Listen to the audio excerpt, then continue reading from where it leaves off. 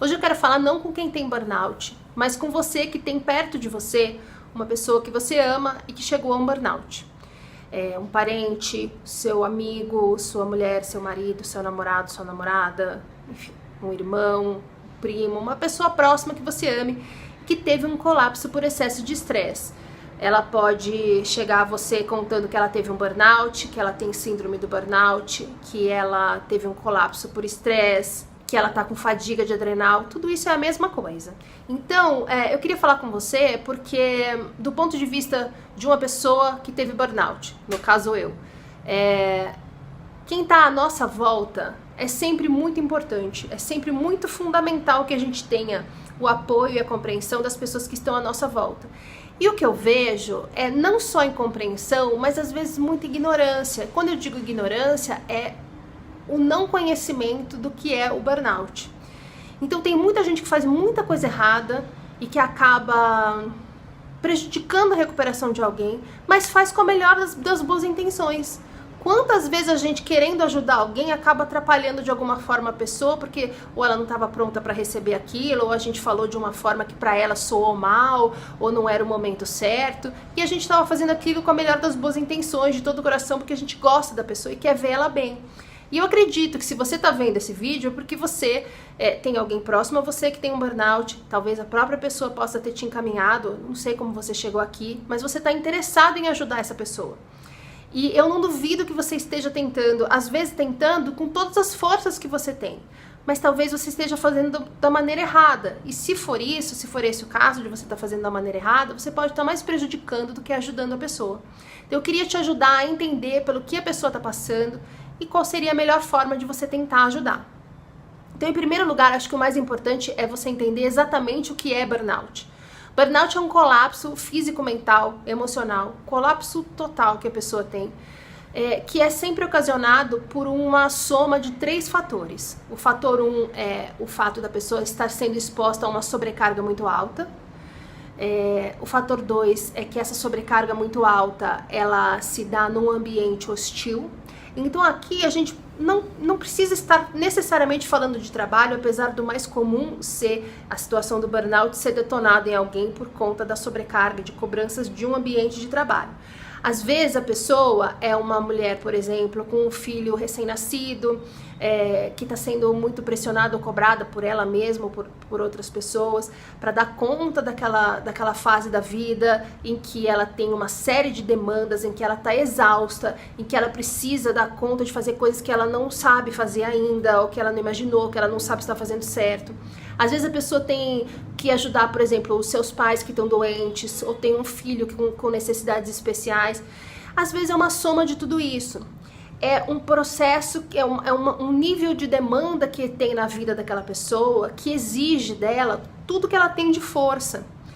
E um ambiente hostil não é necessariamente um ambiente de trabalho que tenha muito assédio moral, por exemplo, apesar de ser o mais comum. Pode ser simplesmente a pessoa se sentir não apreciada, o trabalho dela não ser notado, ou apesar dela fazer o melhor dela, as pessoas exigem mais, acham que o que ela faz é pouco, acham que o que ela faz é fácil. E aí o terceiro fator, que é o que desencadeia, que faz com que essa soma chegue ao fato da pessoa passar do limite físico e mental dela, entrar em colapso e ter um burnout, é a inabilidade que a pessoa tem para gerenciar na cabeça dela todas essas demandas, essas frustrações, esses ressentimentos, essas cobranças das pessoas e dela, as expectativas dela e das pessoas. Às vezes a pessoa é muito perfeccionista, às vezes ela é um pouco depressiva, às vezes ela tem dificuldade em confiar que as coisas vão dar certo. Normalmente ela tem uma postura vitimista em que ela só consegue enxergar que com ela as coisas não acontecem da maneira como ela imagina, ela se compara às outras pessoas. Só que uma pessoa com esse perfil não chega a um burnout se ela não for exposta a uma sobrecarga num ambiente ruim, em que ela se sinta, enfim, ressentida, injustiçada e tal. Sempre é que nem um avião. Um avião não cai porque aconteceu uma coisa. Precisa acontecer 10, 15 coisas na sequência erradas para que o avião tenha um problema grave o suficiente que ocasione a queda dele. O burnout é a mesma coisa. Não é uma coisa simples, não é uma coisa que é de uma hora para outra, não é por causa de um emprego, não é por causa de um chefe, não é por causa de um problema que a pessoa teve. É uma soma de coisas que exigem muito emocionalmente e fisicamente de uma pessoa que tem dificuldade em lidar com sobrecargas, pressões e cobranças. Isso é um defeito que a pessoa tem? Não. É simplesmente a maneira como o cérebro dela funciona. Cada pessoa é uma pessoa, cada reação é uma reação, cada contexto é um contexto. Eu acho que a coisa mais importante para você entender de tudo que eu vou falar nesse vídeo é que cada pessoa é de um jeito. E cada pessoa reage às coisas que estão acontecendo de uma maneira diferente. E não só por conta de como o cérebro funciona, mas também das experiências que ela já teve na vida, das conclusões a que ela chegou através das experiências que ela já teve na vida, observando as pessoas que estão à volta dela, a relação dela com as pessoas, com a família, com os amigos, com o mundo, com a vida dela de uma maneira geral.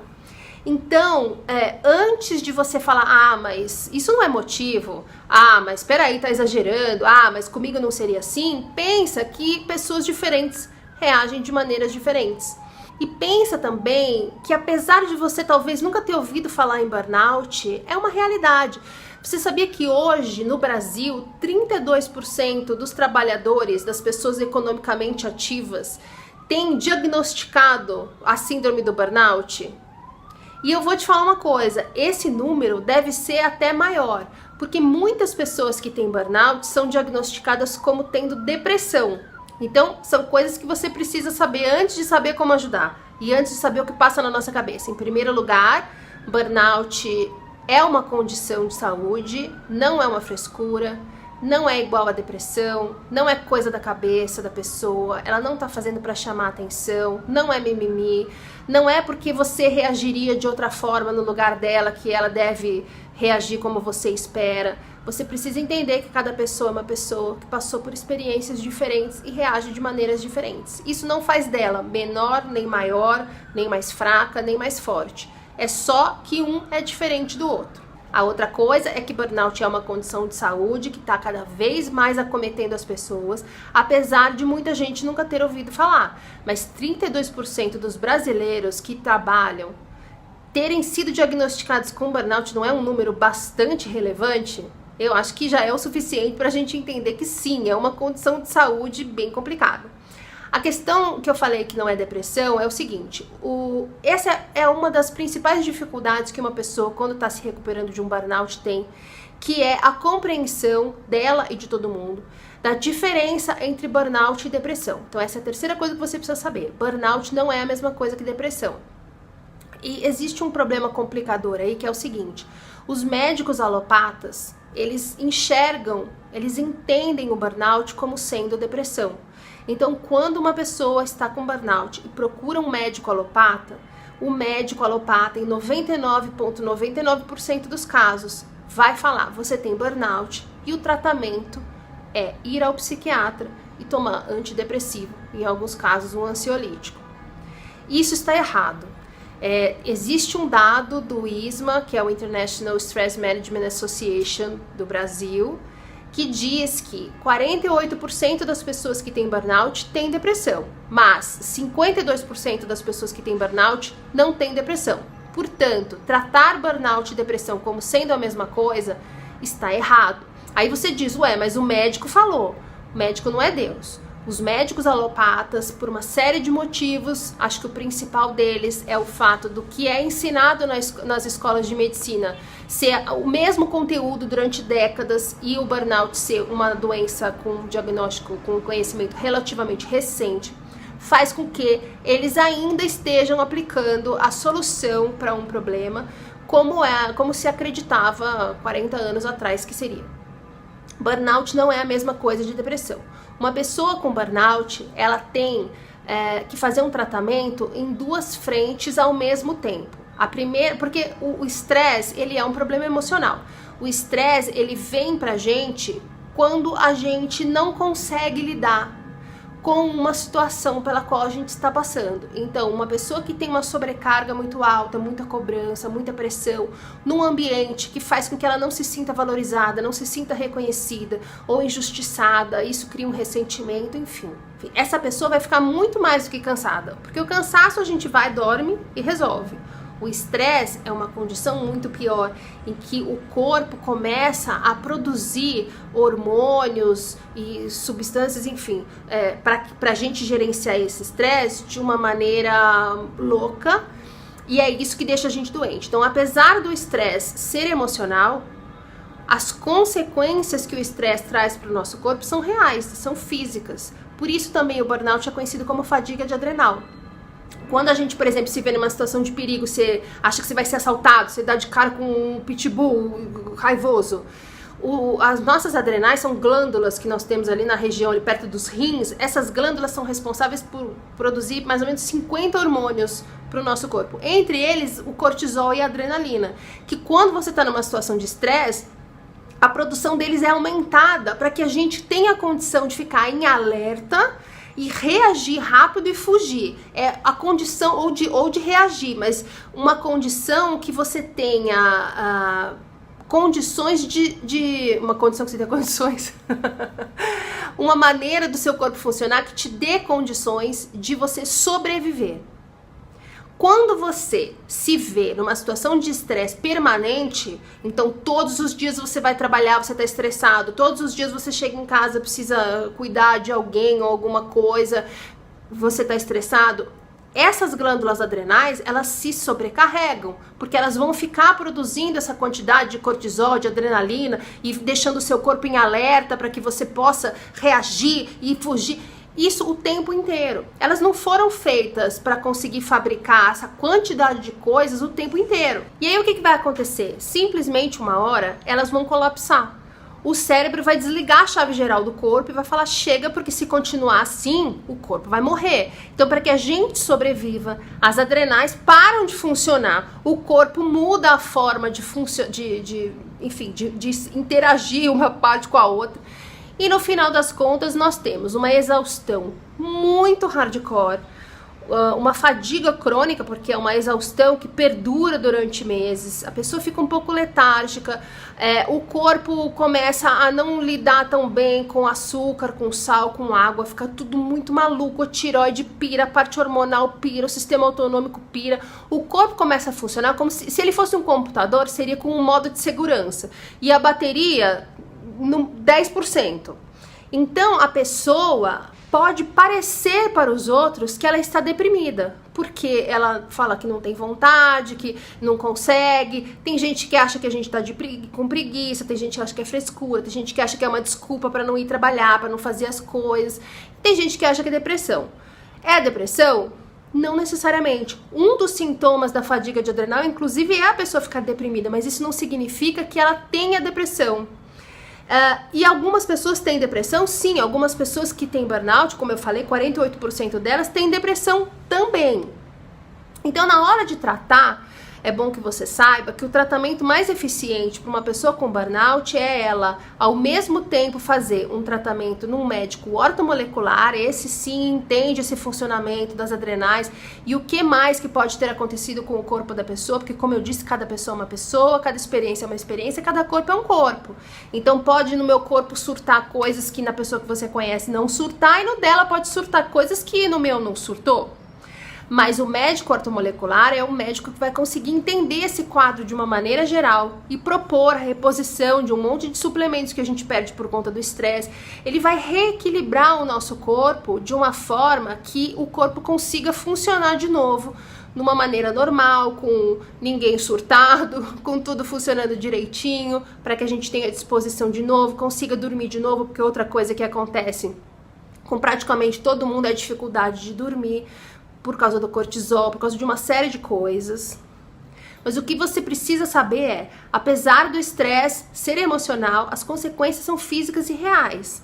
Então, quando alguém falar, não, mas burnout, fadiga de adrenal, isso aí não existe, isso aí não é nada, isso aí é frescura, isso aí é a mesma coisa que depressão, é coisa da cabeça da pessoa, É muito importante que você saiba que não é coisa da cabeça da pessoa. E quando você ou qualquer pessoa fala, é coisa da sua cabeça, é frescura, é só você mudar a maneira como você pensa, você tá fazendo um grande mal para a recuperação dessa pessoa que você gosta tanto. Porque tem muita gente que acha que uma motivação, um sacolejão, uma chamada de realidade, um choque de realidade vai fazer com que a pessoa reaja, mas o que você precisa entender é que a pessoa não tá letárgica, ela não tá deixando de trabalhar porque ela está com preguiça ou porque ela tá com medo.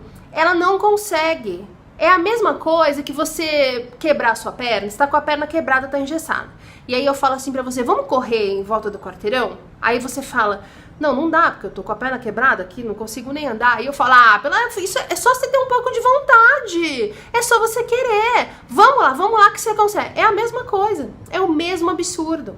A diferença de depressão e de fadiga é que a pessoa, quando tem depressão, ela não tem vontade realmente de fazer as coisas. A pessoa com fadiga, ela tem vontade, mas o corpo não deixa.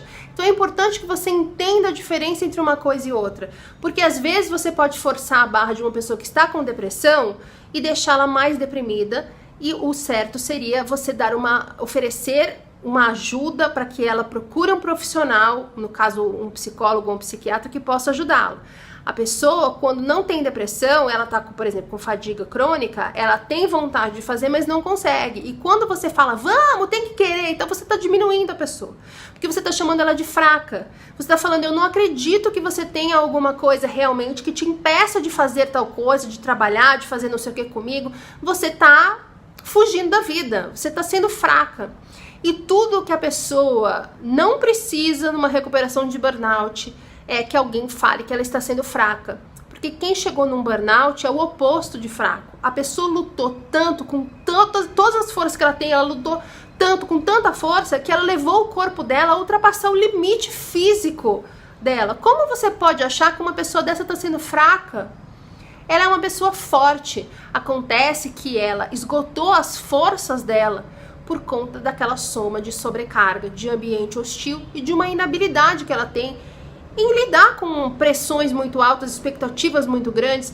É uma coisa, é um jeito de funcionar da pessoa. Assim como algumas pessoas não chegam ao burnout, mas têm uma enorme dificuldade em entender pelo que as pessoas passam, não têm empatia, acabam sendo agressivas, acabam trabalhando contra as pessoas que elas querem ajudar. Por isso que é importante entender cada ponto muito claramente. Outra coisa que é importante é você entender a diferença do tempo que as pessoas têm. Cada pessoa tem o seu tempo. Então, talvez você, na situação da pessoa que você conhece que está com burnout, reagiria de outra forma.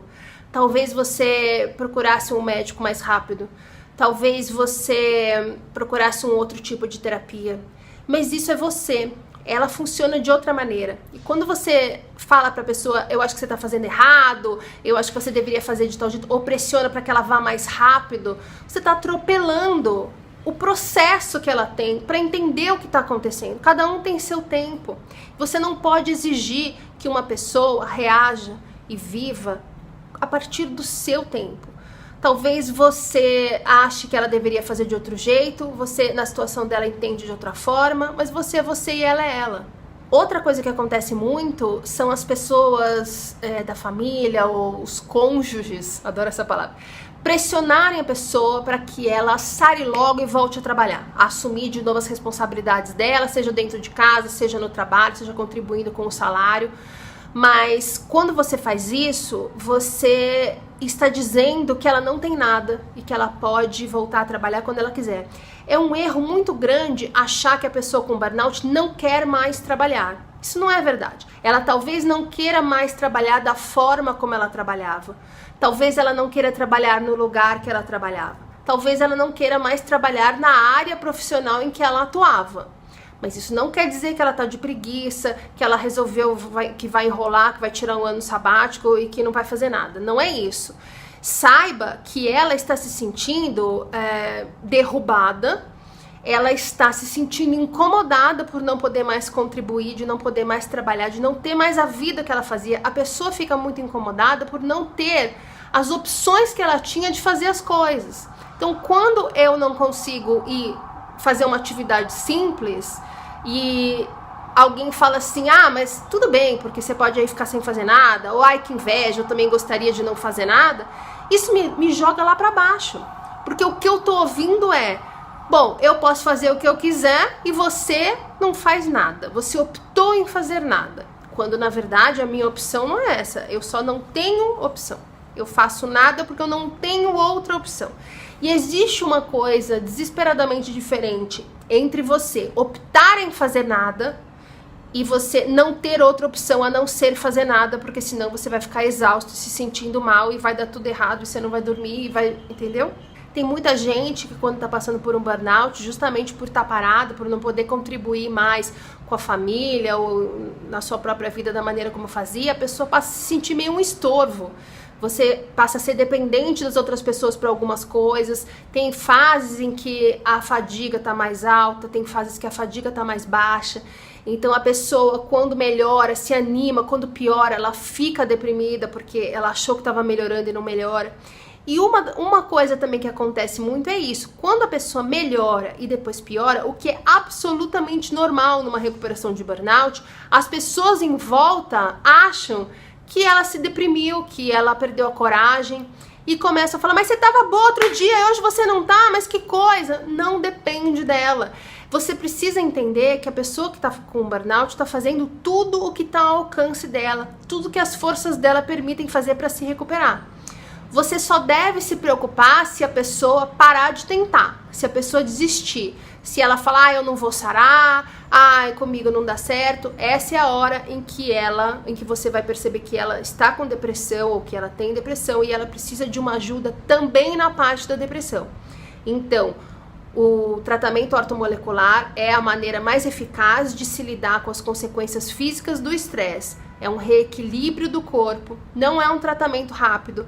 Ele demora, em média, entre 6 meses e 2 anos para colocar a pessoa funcionando, o que não significa que ela vai ficar jogada às traças ali, sem conseguir fazer nada durante 2 anos. Significa apenas que ela vai melhorando um pouquinho ali, aí piora de novo a sensação, né? De piora, melhora de novo e tal, e vai indo, e ao longo de 2 anos mais ou menos ela deve voltar à vida normal. Tem gente que demora mais tempo, depende de muitas coisas. No meu caso, por exemplo, eu demorei muito para entender o que tipo de médico que sabe tratar burnout poderia me ajudar. E esses 3 anos que eu demorei para chegar num médico que sabe tratar fizeram com que o meu corpo se convencesse de que a maneira de funcionar errada que ele tá funcionando é a maneira certa. Então a resposta dele acaba sendo mais lenta e isso faz com que o tempo de tratamento seja um pouco maior. Como eu disse, cada pessoa é uma pessoa, cada corpo é um corpo, cada situação é uma situação. Além do tratamento ortomolecular, uma segunda coisa que a pessoa necessariamente vai ter que fazer na paralela do tratamento ortomolecular, não é primeiro um, depois o outro, são os dois ao mesmo tempo, é uma terapia. Uma terapia tradicional, não estou falando de terapia holística, tá? É uma terapia tradicional com um psicólogo, seja a linha que a pessoa se sentir mais à vontade. Eu faço aquela cognitivo-comportamental, mas isso é super pessoal. Aí vai muito de como a pessoa se sente conversando com o terapeuta naquele esquema. Ela sente confiança? Ela sente que o terapeuta está entendendo pelo que ela está passando? Porque também é muito importante que o terapeuta não seja uma pessoa que acredita piamente que burnout e depressão sejam a mesma coisa, porque senão a ajuda que ele vai dar para essa pessoa é uma ajuda para quem tem depressão. E vai desconsiderar, por exemplo, quando ela fizer alguma queixa a respeito dos sintomas físicos que ela tem. Então não é qualquer terapeuta que vai ser bom e eficiente para quem tem burnout. Precisa ser uma pessoa que entenda exatamente o que é um burnout e que não confunda com depressão, que saiba que são duas coisas diferentes que podem se sobrepor ou não. E aí, além do ortomolecular e da terapia, aí depende de cada pessoa o que mais ela vai fazer ou não. Se a pessoa tiver um nível de ansiedade muito alto, ou se ela tiver realmente depressão, talvez ela precise também de um tratamento psiquiátrico. Mas aí, tanto o ortomolecular quanto o terapeuta, o psicólogo, vão encaminhar essa pessoa, se for necessário, para um tratamento psiquiátrico. E eu acho que a última coisa que se deve comentar em volta de uma pessoa que está em tratamento para burnout é a respeito de quanto isso vai abalar financeiramente a família ou o casal. Porque, tudo bem, é óbvio que tem muita gente com muito problema de grana. A pessoa parar de trabalhar significa necessariamente um super abalo na renda da família. Se ela morar sozinha, muito pior. Mas assim, não que o problema deva ser ignorado, não que você deva fingir que tá tudo bem o tempo inteiro, mas eu vejo muita gente sofrendo porque precisa fazer o tratamento enquanto ouve a família reclamar que ela está sendo um estorvo. Pode não ser diretamente usado essas palavras, mas assim, agora todo mundo tem que trabalhar mais para pagar o tratamento que é super caro. Não é melhor você ir num psiquiatra de uma vez? Como se a pessoa não quisesse aceitar que ela tem um problema mental. E não é assim que a coisa funciona. Ir ao psiquiatra, muita gente me procura contando que está indo no psiquiatra às vezes 5, 10, 15 anos. E não sara, e não vai sarar, gente, porque aquele tratamento está cuidando da saúde mental, mas os remédios prescritos às vezes pioram a condição física da pessoa. Porque muitos dos sintomas do burnout que ela relatar para o psiquiatra vão ser colocados na conta de uma depressão, de uma ansiedade que a pessoa às vezes não tem. Então é preciso entender, fazer o tratamento direitinho, e eu acho que você deve enxergar como um investimento. Você está fazendo um investimento na saúde da pessoa, e depois, quando ela tiver de novo com o corpo reequilibrado, recuperado, daqui 2 anos que seja, ela vai poder contribuir de volta. Nesse meio do caminho ela já vai poder contribuir de novo. Eu acho que precisa ser colocado aqui uma questão de prioridade. O que é mais importante? A saúde, o bem-estar daquela pessoa ou as finanças da família? Eu não estou sendo aqui hipócrita de falar que nós temos que fazer tudo que a gente puder para a saúde, mesmo que a gente fique morando embaixo da ponte. Não é isso. Não é isso, mas tem saída para tudo. Antes de falar, meu Deus do céu, que horror, isso daí, que ninguém sabe o que é, não sei direito que doença é essa, e todo mundo tá tendo que se ferrar aqui para pagar um tratamento que demora não sei quanto tempo, e eu não tô vendo que a pessoa melhorou em 3 meses. Antes disso, o que é mais importante para você? Não é a saúde dela? Então, vamos achar saídas para que a saúde da pessoa possa ser de novo restabelecida sem causar uma explosão nuclear na família. Que tipo de gastos podem ser cortados? Qual é o limite da fadiga dela? Ela pode contribuir de alguma forma, vendendo bolo, vendendo cosmético, trabalhando online em alguma coisa? Até onde, respeitando o limite físico dela, até onde ela pode contribuir?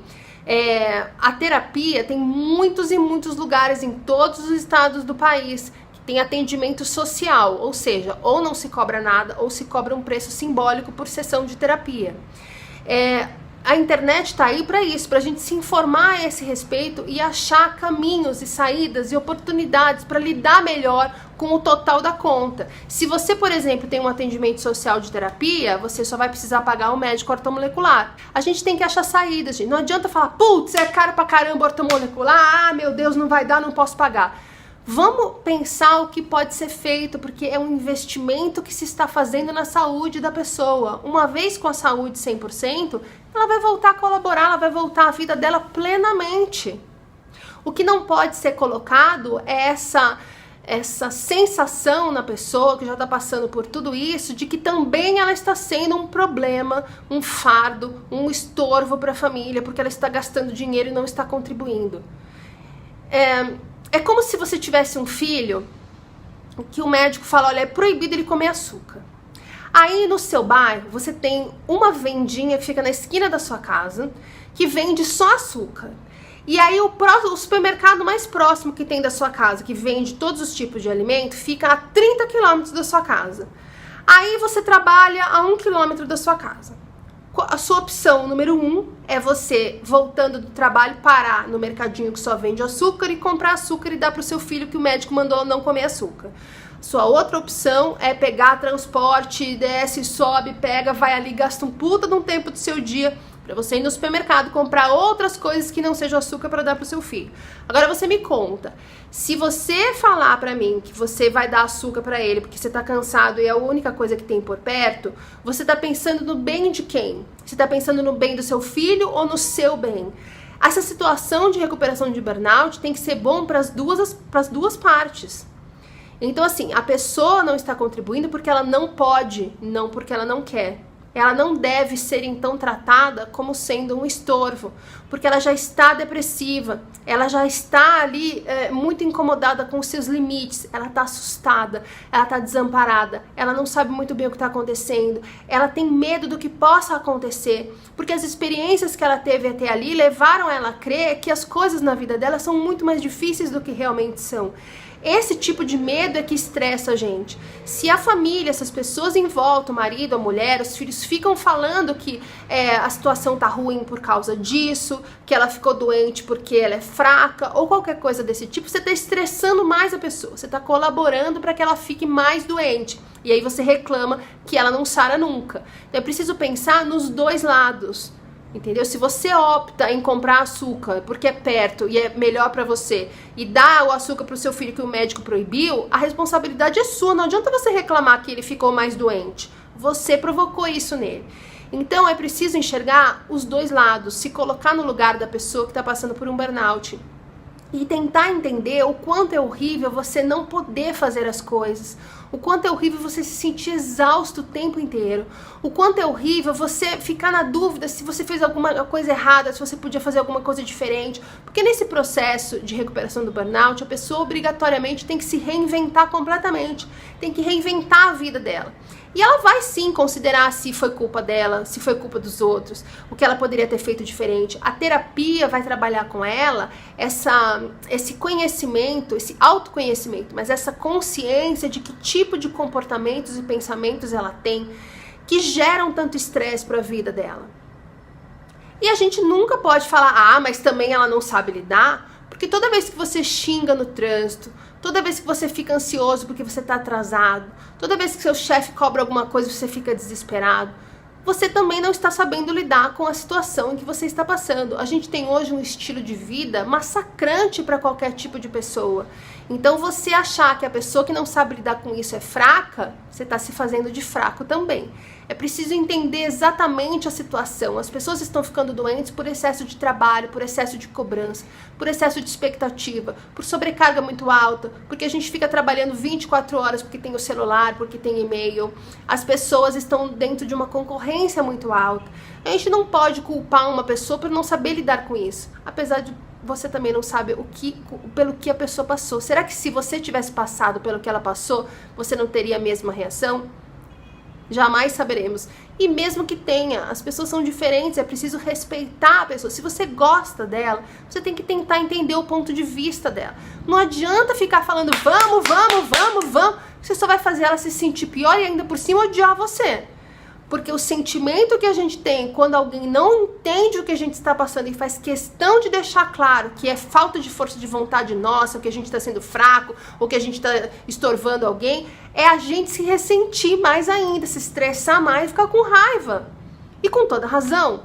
Então é preciso ver que tipo de reação você está tendo com a pessoa perto de você que está tendo burnout.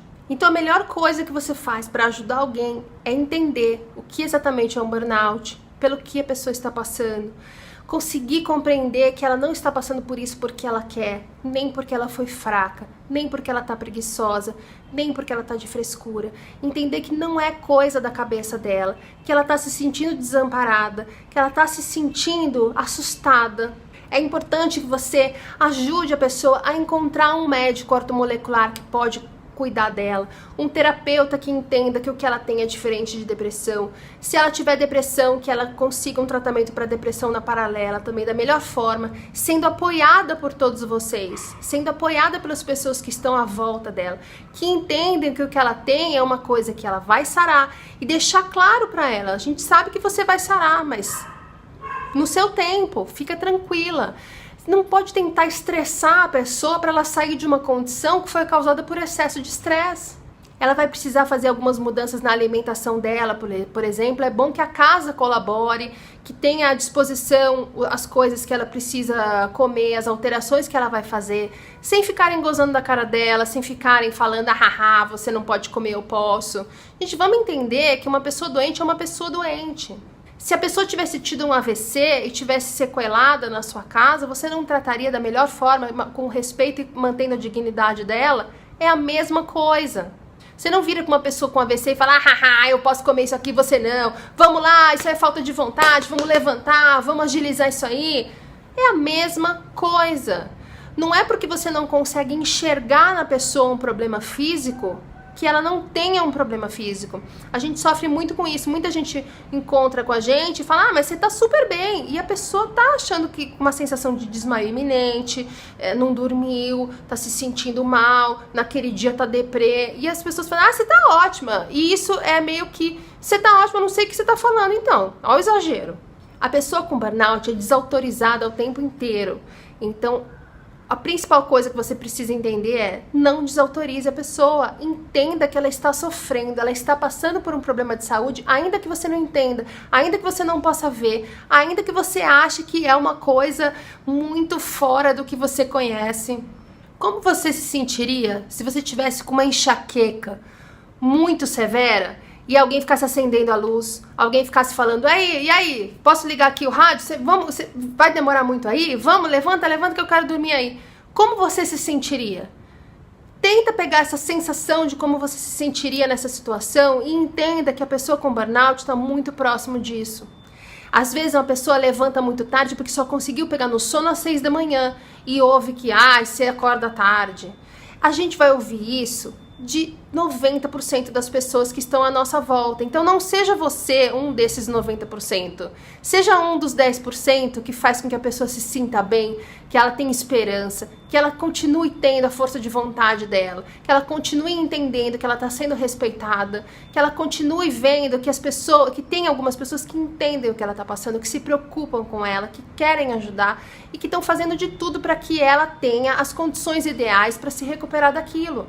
É assim que se ajuda uma pessoa com burnout, tendo empatia, compreendendo, se informando sobre, acompanhando no médico e não desdenhando e não falando que tá errado e que ela tá de frescura e que isso é preguiça, que esse médico não tem nada a ver, que o que vale é o psiquiatra e você não quer ir, não quer aceitar. É se colocando, tentando se colocar no lugar dela. É colaborando para que em volta dela tenha uma situação que promova o conhecimento, o autoconhecimento, o respeito, a dignidade da pessoa. E principalmente sem nenhuma fonte de estresse em cima dela. Ela não deve ser poupada de tudo, não é isso, mas você não precisa trazer um estresse desnecessário a mais, além do que ela já está vivendo. Essa é a melhor forma de ajudar alguém, entendendo o que é, entendendo que tipo de ajuda ela precisa ter, não desautorizando de nenhuma forma, mostrando que se importa e ouvindo as queixas dela. Claro, sem deixar ela cair numa depressão, mas sem falar, imagina, você tá bem. Ouve, tenta entender pelo que ela tá passando, que tipo de medos ela tem. E aí você só assegura pra ela que não precisa ter tanto medo, que as coisas vão dar certo, que o tratamento demora, mas ele é eficiente, que ela tá no caminho certo. Tudo isso são coisas que vão reforçando na gente o entendimento de que tudo vai dar certo. Uma pessoa que se estressa muito é uma pessoa que tem muita dificuldade em confiar que as coisas vão dar certo. O melhor jeito de você ajudar a pessoa é fazendo com que ela entenda que ela merece ser feliz e que tudo vai dar certo na vida dela. Mesmo quando ela acha isso maluquice, mesmo quando ela duvida, mesmo quando você duvida.